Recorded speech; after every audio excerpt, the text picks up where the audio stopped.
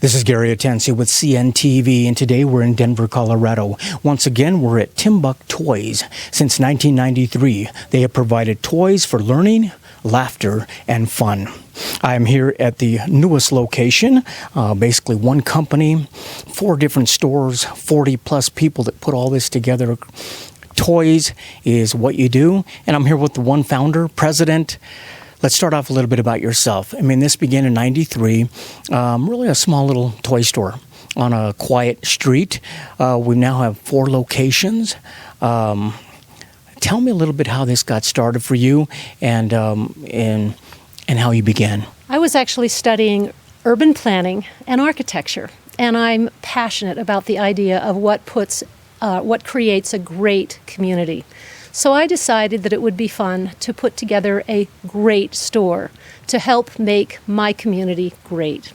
And that was the impetus of Timbuk Toys. I mean, that's kind of neat because you said you thought it would be fun, and now that is really in your slogan. I mean, fun is at the heart of what you do. I mean, we live in a digital age. Kids are getting cell phones, digital contraptions at who knows what age. Yet it's safe to say that the tangible toy is alive and well and in demand. Is that kind of exciting as you expand? It's not only exciting, but it is essential for the well-being of our children. Let me ask you this. We've got toys that are for learning, laughing, fun. Let's start off with fun. Obviously, toys are fun, and everybody knows that. Kids love them. We love them. Is it exciting for your staff to see some of the toys being used right here in the store? And is that important to create activities right here in the store to see that as well? Oh, it's always wonderful to see children engage with the toys. Children are learning when they are playing. And the more we can get children to have fun, the more they are going to play and the more they are going to learn. And of course that is happening especially when you equip them with the tools, such as our toys are, that help them learn and laugh and have fun. Hi there, I've got to show you one of my very favorite toys. This I call a kid magnet. I put this out in front of little kids like, maybe just a year, up to 2 years or so. And they pick this up and they go, wow, this is cool. And they just start pushing the buttons. And they push the buttons and they naturally learn that if you turn it back over, you get to push the buttons again. Now, obviously, there's a lot of learning that can happen with this because you've got colors. We've got shapes on this side, colors on this side, and there's even some braille here where you can really learn some fun stuff. This is a go-to toy for little kids. When you see a child really discovering fun, if you will, in a way that they're not able to do electronically, you see their minds at work and they're at play. Is this something parents have learned to experience and keep coming back throughout the years as their child gets older? As toy people, we think a lot about the cognitive developmental stages of childhood. And so we're always thinking about what's happening in the child's brain? What are they learning? What's happening in their social-emotional learning? What is happening in their sensory learning, their physical learning? So all of our toys have to do with helping kids learn in all of those different important developmental stages of childhood. And a lot of those things that they learn are part of our brains. They are things that we have grown to need. A child, for instance, has to learn how to crawl before they can walk, and children need to learn how to play before they're ready to grow into the thinking, feeling adults that they need to grow into. Obviously, it began as yourself with a small team. You have quite a big team, a network of toy specialists. I would imagine one of the prerequisites is the fact that they have to really enjoy children smiling, children laughing, having a good time. Do they enjoy not only offering a great toy, but really providing an environment where it's fun as well? I think it's very important that we have a fun atmosphere here at the toy store. People tell me who work here that they love coming into work, that it is frequently an oasis for them. And yes, it is important to have a fun atmosphere, because if you're happy in your day-to-day life, you're going to be much more apt to help other people to be happy when they come in to see you. Now, if you are not familiar with Mad Matter, this stuff is amazing. You may have played with some sand, some kinetic sand and stuff. This stuff flows like that as well, but it will compress down and hold its shape. So you can even do things like this. You can make Legos. Well, check this out. So we put this on here, put it in there, squish it, then take this and squish it on top of this, and boop, like that, and bang, you got a Lego. So you can make a whole bunch of these and then build something with it. Mad Matter, on top of everything else, it's made up in Golden. It's from a company that's right up in Golden, so it's local. We love relevant play. They make all kinds of wonderful stuff. You gotta check out Mad Matter. Like we said before, it's easy when we see a child laughing, smiling, having a good time, but even when they're playing with a toy, there's a lot that we can't see. We're talking, regardless of the age, they're developing all the time. Have we come to learn that playing is essential to that development? Yes, playing is absolutely essential. And there are more and more scientists who are stepping up the research that shows that that is very much the case. Speaking of the research, I mean, science is basically able to show now that our brains are actually able to change based on the environment and the experiences that we put them through. This has to be kind of exciting as a parent, as they can see that they're able now to provide a toy for a child, and you're actually helping them learn. We are. We're helping the children learn, and we hopefully are helping the parents learn as well. Let me ask you this. As I look around, I see quite a few different toys for every type of age group. Is it important that is one of the hats that you still are able to do is handpick some of these toys? Is that something that you enjoy doing throughout the years? Definitely my favorite part of this job is purchasing. The days that I get to spend with my rep, with my purchasing hat on, those are great days. Those are exciting days. Those are days when we're thinking about the children and just picturing everything that they're going to be learning from these amazing toys that we're finding. I also love getting to know the toy inventors from all around the world. I love getting to know the different vendors who are putting their hearts and souls into great toys that help children learn. As I look at the new location here, this has been around since 2015. I notice an activity room in the back. Is it important for you to continue educating parents out there how important toys are when it comes to the learning process? I think that most parents just understand that play is important, but they don't necessarily think about it all the time. And hopefully when they come into an atmosphere like this, that clicks for them and they begin to see the value of these incredible toys which they bring into their households, and they can see their children growing and learning through the play that we are helping to provide. One of the things I notice as a parent myself is the fact I can purchase a toy for my child, I bring it home, or maybe a game, and I find myself kind of playing with them as well. Regardless of the age, toys are good for brain health. Is that something that has been proven through the years? The more children can interact with their families, the more they are learning. I love to tell a new mother that all the toys in the world that she can provide, the best toy in the world is her own face. The baby loves to look at mommy's face or the face of their caregivers. And that's one of the most important developmental parts of being a baby. And then from that connection that they get as the baby, they move on to spreading out, understanding more about all the other people around them and their relationships to those people. And they do a lot of that through play. Now, you might think toys are just for kids. This is something that I built for my father, who in his later life developed quite a bit of dementia. And so what I did was, this is a latches board. He loved doing things with his hands. So what I did was I made this board, took this board, and underneath the doors, I put photographs. That's a picture of my dad when he was a little boy. And there's my mom and dad. So underneath each one of these little things is a picture.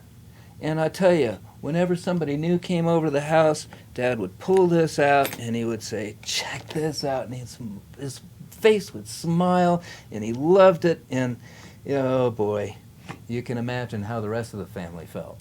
depending on the toy, is it really stimulating actually both sides of the brain? I mean, we all know about different sides of the brain: logical side, creative side. Depending on the toy, is it stimulating things that normally they wouldn't experience in their everyday life?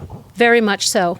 When we think about the different parts of development, we think about the cognitive development, the social development, the sensory development. A lot of those things, I think, are what you're saying have to do with both sides of the brain. This isn't just about analytical thinking. This is also about emotional thinking and emotional growth. I'm holding a beautiful little stuffed animal right now, and the relationship that a child has with their stuffed animal is often a huge building block to how they develop their sense of empathy and connection. I think one of the things that's missing in the digital world, when you're stuck in front of a screen, your child's looking at a screen all day, is the physical aspect of not only the brain's working, but motor skills, major motor skills, fine motor skills, eye-to-hand coordination these are all the things that basically are going on when it looks like they're just having fun. You got that, absolutely. For instance, puzzles. So simple, puzzles. And as a 3-year-old starts to do puzzles, that is very much about fine motor skills, just as it is about looking at the picture and figuring out where to place the piece. Lots going on there in the simple activity of doing a puzzle. This simple cube is called Shishibo, and it happens to be one of the hottest toys. It's got some little magnet in there, but look at this. You can pull it out. You can make it into all kinds of different shapes and sizes, configurations. Let's see if I can make it go right outside. There we go. Oh, see, got one little thick part there. Yep, there. And then it goes into other things. Oh, this is fun. You can get more than one, put them together, and combine them, make all kinds of fun shapes. This is a great, fun puzzle. Kids watching the screen, and they're watching other kids play anymore on like YouTube. They're watching kids play instead of them playing themselves. They're watching other kids that are squishing, cutting, riding, jumping, and yet they're not doing that themselves. Shame on us as parents that we are basically not turning that off and saying, here's a toy so that you can squish, cut, and get some of those motor skills as well. There's an expression that I love with some of my toy companies, which is bring back childhood. And it's hard as a parent today to really bring back childhood the way we remember it, because there is always the distraction of all things digital. And the children see the parents engaging with digital, and they, of course, always want to model their parents. But we have to give children the chance, frankly, to be bored sometimes. It's okay to send a child up to their room with a box of crayons and some paper and let them discover what it is to create. I mean, it's amazing the fact that when they're touching, hearing, seeing, it's this combination of senses that basically elevates sensory development in a way that a digital pad never can. We have been designed to use our bodies, to use our brains, to use our eyes, to use our fingers. And children have to practice all of those things, which you simply can't do using in a digital world. I mean, as a parent, we all want what's best for the kids out there, yet we don't realize the power behind just purchasing a toy for them is really one of the best things we can do, because we're helping them learn at their level. When a parent comes in, is your staff able to help them a little bit when it comes to age? Would this be good for so-and-so age? Is that something that you pride yourself on, that the staff can educate parents as they come through? We try very hard to keep everybody educated about all of our products. We have hundreds of new products coming in all the time, and so there's a lot for our staff to learn about. Our vendors also try to put age suggestions into their packaging. One thing that's a little tricky about age shown on a package is that it is generally an indication of safety as opposed to developmental age suggestion. So, for instance, a toy that says that it's for 3 and up, that means that it doesn't have any small parts, which are going to be dangerous for children under 3, but it doesn't mean that that toy isn't spectacular, maybe for a 12-year-old. Okay, this is called True Balance, and this was invented in Denmark by occupational and physical therapists. I don't know if I'll get it done right now, but the idea is to stack these guys up right on top of each other with only using your hand. Ah! And that's what happens. You have to get used to just letting go. And then you go, oh, wait a minute, I can do it, I can do it, I can do it. And if you do it, then do it upside down. And then with your other hand. This will keep you occupied for hours and hours and hours, and it'll massage your brain. What is required is that on the package, but that doesn't really tell you as far as development goes, which is great to have an educated staff that can basically walk them through and explain to them that this would be okay for their child. People who are shopping for toys have an idea about the child for whom they are shopping, and all children are going to be different. We have not only age, we also have interest. Some children are much more apt to enjoy quiet play. Others want rowdy play. Right. It definitely helps the staff to understand a little bit more about the child who is going to be the recipient of this gift. But we have many, many things that we can recommend for just about any parameter that you can suggest. That is exciting. I mean, it's exciting to see that toys are alive and well. You've got 4 locations here serving the Denver area. You've got activity room here in the back. Do you try to have guest activities, guest speakers, guest play? Is that something you try to do throughout the year? Our playroom is available for all kinds of people to come in and do activities here. Our regular weekly activities include a free program with our own Mr. Paul, who does story playtime every week, once a week at each of the stores. And he has a group of little children and their mommies and grandparents and nannies, and they gather around, and he does songs and reads books. And it's many people's absolute favorite activity of the week. In addition to that, we have groups who come in and present classes. So we have a group who brings in a band, and children get to participate with music and a band. Then we have another lady who does music for smaller children, including infants, babies. So our playroom is available for all kinds of different things going on. I frequently get phone calls from people saying, hey, I'd be interested in doing a class. And I say, great, let's figure it out, and we'll put it on the schedule. Boy, now if you're into constructing, you like building things, check out this. All wood, not one drop of glue. It's all pressure fit. It's all pieces of wood and toothpicks. Now check this out. All I have to do, you want one of my business cards? Just gently press down here and whoop. This is a company called U-Gears. Really fun stuff and lots of different models to build. As we said before, this basically began as a tiny store on a quiet street. Your idea, what you said, was to do something fun. Obviously, a toy store was a perfect fit for you. Does this continue to be fun for you?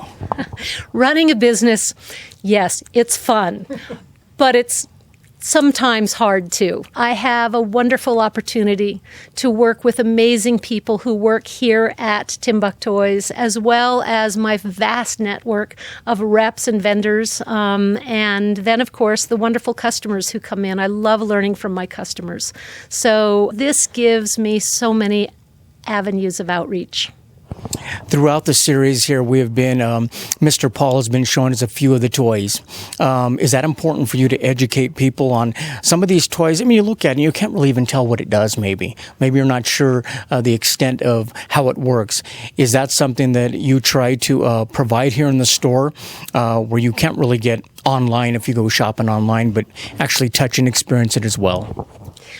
Yes, and when somebody comes in and says, I'm shopping for a particular child and this is the idea that I have, hopefully my staff will be able to come up with multiple ideas in different price points, in different themes. I mean, for instance, I have a number of things out here on the table that have to do with space, and maybe it's a space puzzle. Maybe it is a toy where the child is pretending with a rocket. Maybe it's for an older child where it's a science kit and they're actually creating a rocket. Or maybe it is a building situation where they take these wonderful little plus pieces and they create Saturn rocket. I mean, right now we're scrolling across the screen the different categories of types of toys. I mean, puzzles, games, stuffed animals, you name it. These are all toys that are helping our children grow and learn. What do you see kind of for the future for Timbuk Toys?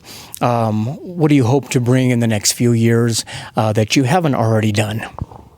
I hope that we can continue to help the children of Denver to grow into tomorrow's scientists and engineers and artists and actors and wonderful parents of the future. It takes so much to become a great human being, and I think that children do definitely learn a lot of that at the beginning of their lives as they engage in play. That is excellent. Viewers, let's take a look at the bottom of the screen right there. What you're going to see is their website. First of all, on the website, you're going to learn quite a bit of the different manufacturers, top brands that are available to here. If you can't get into one of the stores, you can basically even check it out online. You can go and do a little shopping online as well. Remember, many of the stores here have activity rooms. If you'd like to give a class pertaining to children, definitely contact them as well. You can also put together a wish list. Basically, if you've got a birthday coming up, great place to come in and get a gift. If you're a grandparent, you're not sure. As long as you know the age of the child and they know a little something about them, I'm sure their professional team will be able to help you out there as well. But really, what I would basically love to see out of something like this is that you become a play advocate. Basically, as a parent, a teacher, an adult, it is up to us to basically advocate play again. Like she said, bring childhood back. Make way for play. You can do that right here at Timbuk Toys and discover the fun. This is Gary Atensi with CNTV. And if you don't know, now you know.